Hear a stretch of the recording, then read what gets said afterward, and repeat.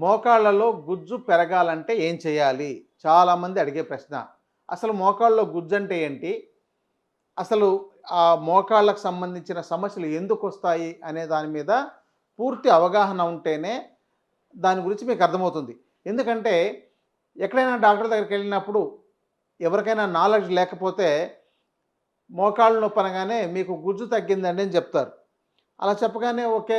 అదేనేమో అనుకుని చాలామందికి గుజ్జు అనగానే ఎక్కడో వాళ్ళు వండే వంటల్లోనో లేకపోతే ఇంకెక్కడో ఏదో చూసి గుజ్జు లాంటిది చూసి అలాంటిది మోకాళ్ళలో ఉంటుంది అని అనుకుంటారు. ఇక్కడ ఈ పదం అసలు వాడుకోవడమే తప్పండి. యాక్చువల్‌గాను కొల్లాజన్ అనే మెటీరియల్‌తో మనకు ఈ యొక్క జాయింట్స్‌లో ఆ కార్టిలేజ్ అనేది తయారవుతుంది. కాబట్టి ఈ కొల్లాజన్ సరిపడా ఉండే ఫుడ్ మనము బాగా తీసుకోవాలి. ప్రధానంగా దీంట్లో మనం నీరు సరిపడినంత తాగకపోయినా కూడా ఆ కొల్లాజన్ సరిపడా తయారవ్వదు. ముందు చాలామందికి నీటితో అతిపెద్ద సమస్య. ఎంత తాగాలి? ఎలా తాగాలి? ఎప్పుడు తాగాలి? వీటి మీద అవగాహన లేదు. మనకు గాలి తర్వాత నీరు, తర్వాత ఆహారం అవసరం. అంతే తప్ప నీటిని మర్చిపోతున్నాం, దాహమేస్తున్నా అలాగే టీ తాగుతానో, కాఫీ తాగుతానో గడిపేస్తుంటే దానివల్ల మన బాడీలో నీటి శాతం తగ్గిపోతే ఆ యొక్క కార్టిలేజ్ అనేది సరిపడినంత తయారు కాదు.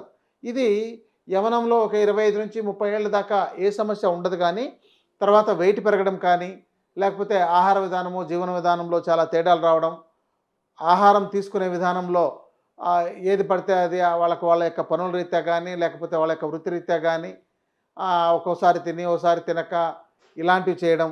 లేదంటే విరుద్ధమైన పదార్థాలు తిని ఈ గ్యాస్ ట్రబులు, ఇండైజెషను ఇలాంటివి తెచ్చుకోవడం. మళ్ళీ ఫ్రీక్వెంట్‌గా ఇన్ఫెక్షన్ అయిందనుకోండి, అంటే అప్పుడప్పుడు జ్వరం వస్తుందంటే ఇన్ఫెక్షన్ అవుతుందని అర్థం. ఇలాంటివి ఏవైనా జరుగుతున్నట్లయితే ఇంకోటేంటే అతిగా నడవడం, ఎక్కువగా మోకాళ్ళ మీద కూర్చోవడం, ముఖ్యంగా ఇండియన్ టాయిలెట్‌లో కూర్చుంటారు చూసారా? ఈ రోజుల్లో శ్రమ లేని వాళ్ళు ఇండియన్ టాయిలెట్‌లో కూర్చోవడం కూడా కొన్ని రోజులకు మోకాళ్ళ నొప్పులు వచ్చేదానికి అవకాశం అవుతుంది. ఎందుకంటే శ్రమతో ఉండేవాళ్ళు లేరు. అలాగే ఆహారంలో కూడా మంచి స్ట్రెంత్ లేనందువల్ల ఈ యొక్క మోకాళ్ళ సమస్య అనేది చాలామందికి వస్తుంది. కాబట్టి ఇక్కడ ఇలాంటివన్నీ కాకుండా మీ మోకాళ్ళు మీరు సరిగ్గా కాపాడుకోవాలి. మీకు మోకాళ్ళలో నొప్పి రాకుండా ఉండాలంటే ప్రధానంగా మీరు సరిపడినంత నీటిని తాగడం, మంచి ఆహారం తీసుకోవడం, మంచి వ్యాయామం, ముఖ్యంగా మోకాళ్ళకు సంబంధించిన వ్యాయామాలు మీరు తెలుసుకొని ఆ వ్యాయామాలు చేయడం. ఎక్కువగా ఇలా కూర్చోవడం, ఇండియన్ టాయిలెట్‌లో కూర్చున్నట్టు అలాంటివి కూర్చొని చేసే పనులు ముఖ్యంగా ఎక్కడైనా వ్యవసాయంలో చేసేటవాళ్ళు అలాంటి వాళ్ళు కూర్చొని చేస్తుంటారు. అయితే మీరు ఇండియన్ టాయిలెట్‌లో కూర్చోవాలంటే మీ బరువు 60 కేజీల లోపే ఉండాలి. మీరు 60 కేజీలు బరువు కన్నా ఎక్కువ ఉన్నారనంటే అది యవ్వనంగా ఉండేవాళ్ళైనా సరే ఇండియన్ టాయిలెట్‌లో కూర్చోకూడదు. ఇది బాగా గుర్తుపెట్టుకోండి.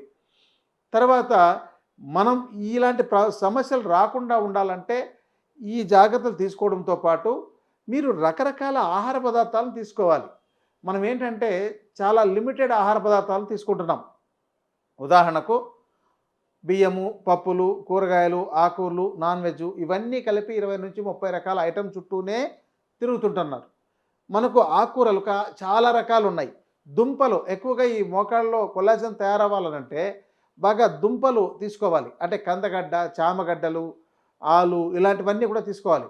కానీ వీటిలో కొన్ని వాతం చేస్తాయని కొంతమందికి వాత శరీరం వాత శరీర ప్రకృతి కలిగి ఉన్నట్లయితే వాళ్ళకు కొన్ని దుంపలు వాతం చేసినట్టు పెరిగిన ఈ నొప్పులు లాంటివి పెరిగినట్టు చెప్తుంటారు.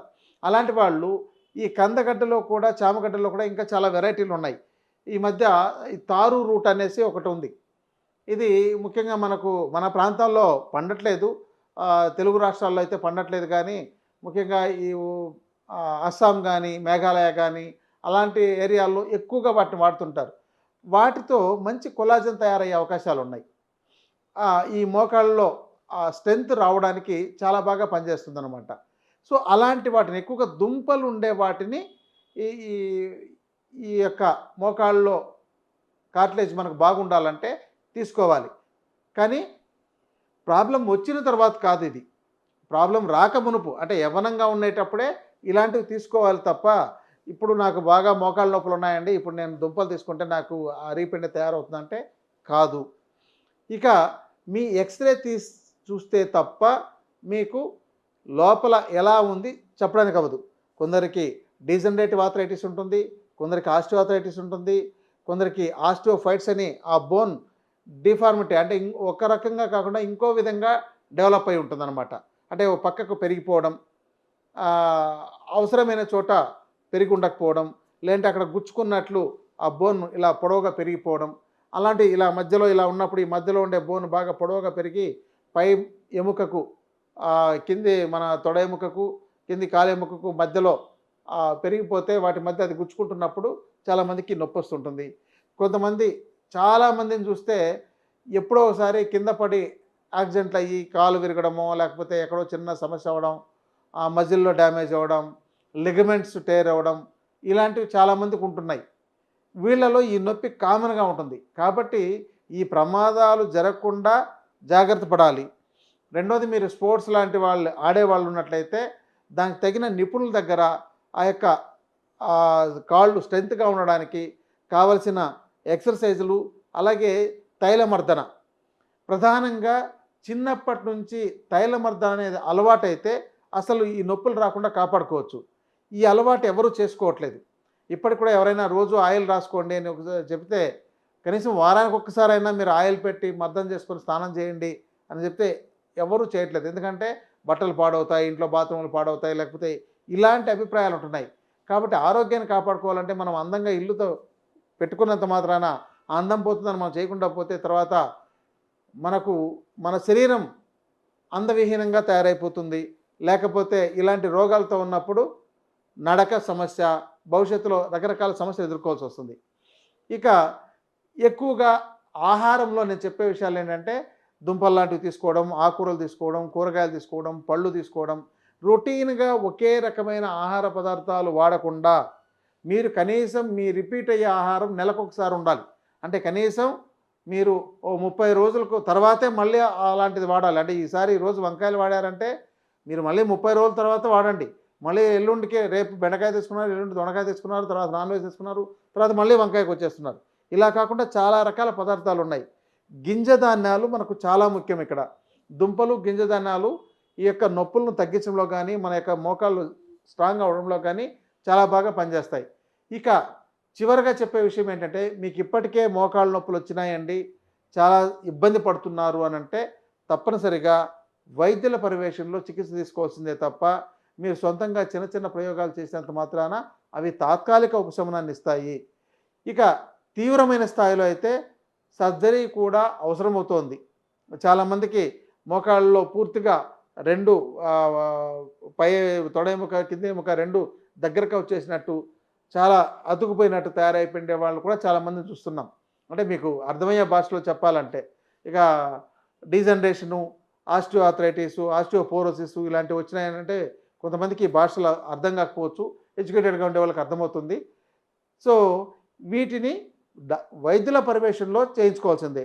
మధ్య రకంగా మీకు ఇప్పుడే నొప్పులు ప్రారంభమయ్యాయి అని అంటే ఈ సమయంలో ఆయుర్వేద వైద్యం అంటే, ఎందుకంటే ఏ రోగమైనా ప్రారంభంలో ఉన్నప్పుడు చాలా అద్భుతమైంది ఆయుర్వేద వైద్యం అండి.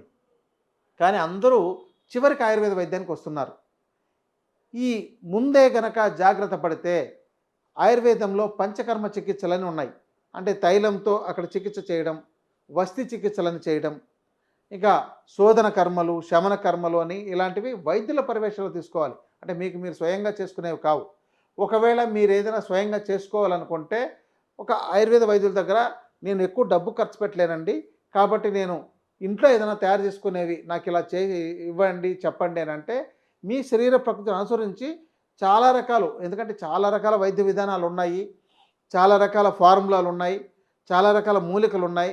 వాటితో మీరు ఇంట్లో ఇలాంటివి తయారు చేసుకుని ఇలా వాడుకోండి అని చెప్పచ్చు అనమాట.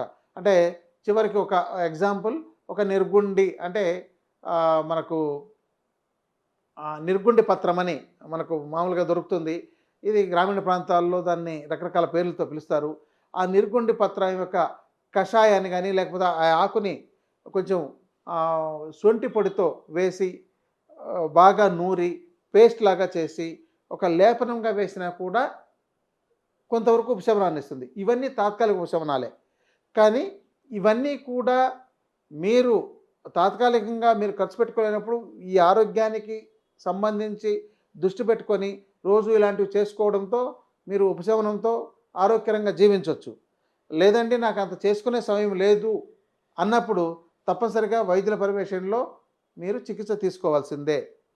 ఇక మీరు ఇంట్లో నాకు చిన్నగా తైలం తయారు చేసుకుంటాను, ఆ తైలంతో చిన్న చిన్న నొప్పులు తగ్గించుకుంటాను అంటే మీరు చిన్నపాటి చికిత్సను కూడా చేసుకోవచ్చు. అంటే ఎగ్జాంపుల్ ఇప్పుడు వెల్లుల్లి, అల్లము, ఇక ఉల్లి వీటిని మూడింటిని బాగా కచ్చాపచ్చాగా దంచి ఒక ఈ మొత్తం 3 సమాన మోతాదు అనుకుంటే మొత్తం కలిపి ఒక 300 గ్రాములు ఉందనుకోండి. దానిని ఒక 150 గ్రాముల నువ్వుల నూనెలో కలిపి బాగా అర్థం చేసుకోండి.